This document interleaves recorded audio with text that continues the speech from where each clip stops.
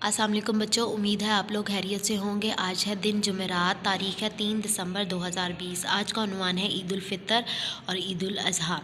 ईद उल फ़ितर और ईद उल अज़हा मुसलमान एक साल में दो ईदें मनाते हैं, एक ईद उल फ़ितर और दूसरी ईद उल अज़हा। ईद उल फ़ितर रमज़ान के रोज़े मुकम्मल होने के बाद यकम शवाल को मनाई जाती है। ईद उल फ़ितर को मीठी ईद भी कहते हैं। इस मौके पर मुसलमान गरीब और ज़रूरतमंद लोगों की मदद करते हैं ताकि ये लोग भी ईद की खुशियों में शामिल हो सकें। ईद उल अज़हा 10 ज़िलहज को मनाई जाती है।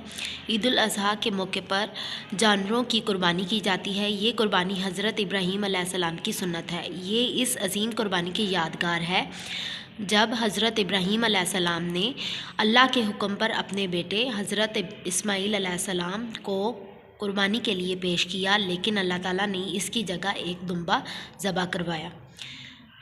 ईद के दिन मुसलमान नहा धोकर साफ़ सुथरे और नए कपड़े पहनते हैं, खुशबू लगाते हैं और ईद की नमाज़ पढ़ने के लिए ईदगाह जाते हैं।